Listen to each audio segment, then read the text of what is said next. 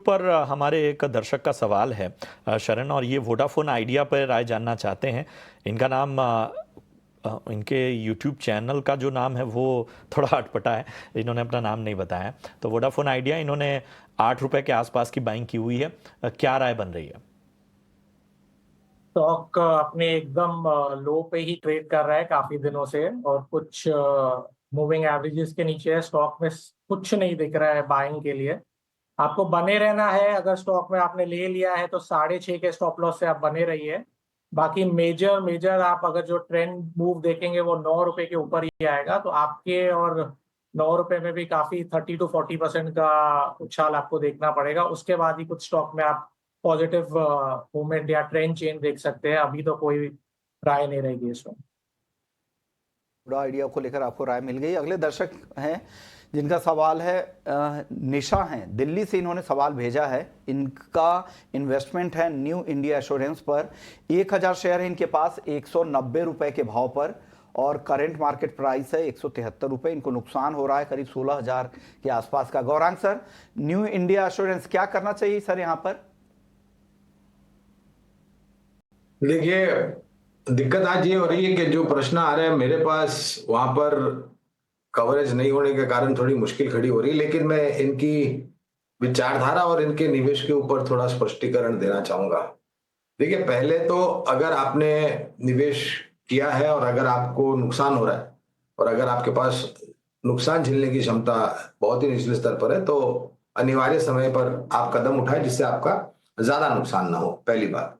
दूसरी बात, इस क्षेत्र हमें पसंद आता है, लेकिन ये न्यू इंडिया एश्योरेंस मेरे ख्याल से जब से लिस्ट हुई है तब से ज्यादातर आपको बहुत ही अंडर परफॉर्मेंस देखने मिला है। लाइफ, नॉन लाइफ में, जनरल इंश्योरेंस में हमें आईसीआईसीआई लोम्बार्ड जैसी कंपनी पसंद आती है।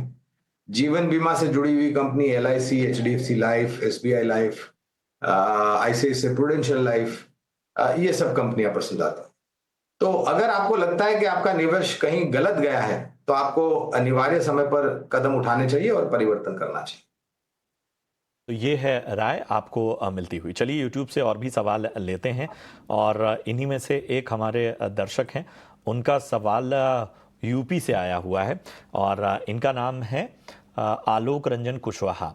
टाटा मोटर्स पे बहुत सारे सवाल आ रहे हैं, और शरण, वैसे तो हमने राय दे दी है, लेकिन चूंकि दर्शक हैं, उन्होंने सवाल में अपना जो लेवल बताया है, शॉर्ट टर्म का नजरिया चाहते हैं 880 का।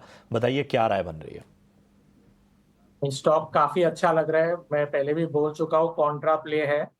725 के ऊपर एक काफी अच्छा मूवमेंट दिखेगा।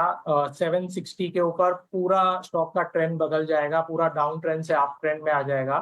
अगर आपको एवरेज भी करना है, मैं तो एक सलाह दूंगा, स्टॉक में स्लोली स्लोली एसआईपी की तरह आप एवरेज भी करें, तो आपका 880 से एवरेज गिर के करीबन 850 या 820 पे आवे। स्टॉक ट्रेंड चेंज के मोड में है, बने रहिए स्टॉक में। एवरेज करना है तो एवरेज भी कीजिए। बने भी रह सकते हैं, और एवरेज का अगर मूड है तो एवरेज भी आप कर सकते हैं। अगले दर्शक हमारे साथ रोहित हैं। रिलायंस पावर पर इनका सवाल है। 12,000 शेयर है इनके पास 32 रुपए के भाव पर। गौरांग सर, रिलायंस पावर पर क्या राय है सर? भैया, जब लिस्ट हुआ था तभी हमने कहा था कि इससे दूर रहें। 2008 की बात है ये। और उसके बाद इतिहास आपको भी पता है, हमें भी पता है। इस प्रकार के शेयर में निवेश करके आप अपनी रातों की नींद, अपने खाने की क्षमता और अपना सुख और चैन सब गवा सकते हैं। ऐसी सब कंपनी हम कवर नहीं करते। ओके, तो यहाँ पे कवर की, यहाँ से दूर रहने की, इस तरह के शेयरों से दूर रहने की सलाह है। चलिए, एक और दर्शक हमारे साथ है। इनका हालांकि ऑप्शंस के जरिए निवेश किया है इन्होंने रिलायंस इंडस्ट्रीज में। अशोक नाम है इनका। 1400 के स्ट्राइक का पुट इन्होंने खरीदा है। क्या करना चाहिए शरण? आपको क्या लग रहा है, रिलायंस इंडस्ट्रीज में मंदी के सौदे में बने रहना चाहिए, पुट के साथ बने रहने की सलाह दे रहे हैं क्या? नहीं, फटाफट आप चेंज कर लीजिए, कॉल ऑप्शन ले लीजिए। रिलायंस काफी स्ट्रांग है और नहीं लग रहा है गिरेगा। ये एक आने वाले आज या ये वीक में 1430 से 1440 का भाव दिखाएगा। आपके पुट का पूरा प्रीमियम जीरो हो जाएगा। तो एक बार आप पुट से निकल जाइए, और पुट मैं तो रिकमेंड करूंगा ऑप्शन से ही दूर रहिए। शेयर में निवेश करना है तो रिलायंस में निवेश कीजिए, और पुट से अगर आपको ऑप्शन करना भी है तो एक बार कॉल ऑप्शन भी। तो ये आपको एक बेहतर रणनीति मिलती हुई। और बढ़ते हैं आगे। अगला सवाल अशोक संतरा जी का है कोलकाता से, और इन्होंने 25 शेयर लिए हुए हैं टेक महिंद्रा के, और भाव बता देता हूं 1500 का भाव है। चूंकि इनका नजरिया 3 महीने का है तो इसलिए शरण मैं आपके पास आना चाहूंगा। बहुत ही शॉर्ट टर्म का इनका नजरिया है। टेक महिंद्रा 1500 के भाव से बताइए क्या करना चाहिए 3 मंथ के व्यू को अगर देखें। मैंने मंडे के दिन भी बोला था टेक महिंद्रा काफी अच्छा लग रहा है, और मंडे के दिन करीबन स्टॉक नहीं करके 5.5% चल चुका था। अभी भी बहुत अच्छा है, 1600 के ऊपर बहुत अच्छा लग रहा है, और करीबन 1700 के लेवल्स आपको दिखा सकता है। स्टॉक में बने रहिए, कोई टेंशन की बात नहीं है, और पूरे आईटी सेक्टर में ही एक ट्रेंड रिवर्सल दिखाई दे रही है, और ये मुझे one of the best stocks लग रहा है आईटी सेक्टर का। टेक महिंद्रा 1600 के ऊपर 1700 के लेवल दिखा सकते हैं। तो ये है राय आपको टेक महिंद्रा पर मिलती हुई। महाराष्ट्र के संभाजी नगर से जगदीश सुरेंद्र पढ़ियार, ये हमारे एक दर्शक हैं, पंजाब नेशनल बैंक पर राय जानना चाहते हैं। 117 के भाव पे इन्होंने पीएनबी में खरीदारी की हुई है, और लंबी अवधि का नजरिया जानना चाहते हैं। बताएं गौरांग सर, पीएनबी 117 रुपए की खरीदारी, लॉन्ग टर्म का नजरिया। देखिए, पहले तो डिस्क्लोजर देना अनिवार्य होगा कि सरकारी बैंकों पर खरीदारी की राय है, और उसमें से पीएनबी पर हमारी खरीदारी की राय है बुनियादी दर के आधार पर।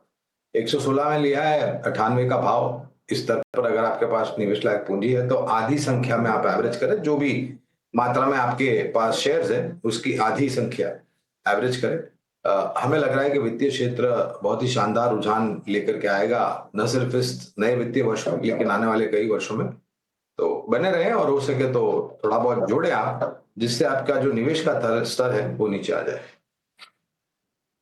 सलाह है पीएनबी को लेकर। चलिए कुछ और स्टॉक्स पे बातचीत कर लेते हैं। टाटा स्टील आज काफी तेज नजर आ रहा है, 4.5% की तेजी है।